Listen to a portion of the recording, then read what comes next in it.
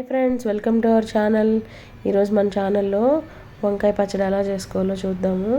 ఒకప్పుడు కూరలు అవి ఇవి లేనప్పుడు ఇలా రోటి పచ్చళ్ళు చేసుకొని ఒక ఆమ్లెట్ వేసుకొని తినేసేవాళ్ళండి. చాలా టేస్టీగా ఉండేది. మనం ఇక్కడ 1/2 కిలో వంకాయలు తీసుకున్నాము. వాటిని సన్నగా కడుక్కొని ఉప్పు నీళ్ళలో వేసేసుకోవాలి.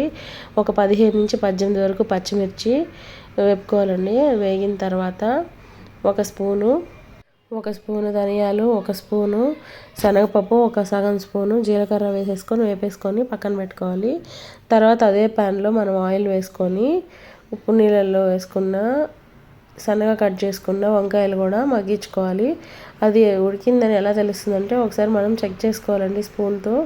అలా ప్రెస్ చేసి చూస్తే మెత్తగా ఉంటుందండి. అప్పుడు పక్కన పెట్టేసుకోవాలి. అదే ప్యాన్లో కొంచెం ఆయిల్ వేసుకొని ఒక 4 టమోటాలు, చిన్న ఉసిరికాయ అంతా చింతపండు వేసేసుకోవాలి. కొంచెం సాల్ట్, పసుపు, కొత్తిమీర, కరివేపాకు అన్నీ వేసుకుంటే టేస్టీగా ఉంటుందండి.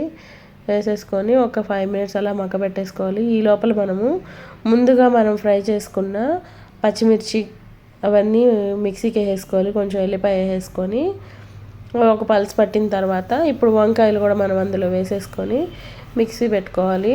మెత్తగా వేయకూడదండి, కచ్చా పచ్చగా వేసుకోవాలి. లాస్ట్లో టమోటాలు వేసేసుకొని కొంచెం రుచికి సరిపడా రుచి చూసుకొని సాల్ట్ వేసుకోండి. మీకు కనుక నా వీడియో నచ్చితే లైక్ చేయండి, సబ్స్క్రైబ్ చేయండి. Thank you for watching.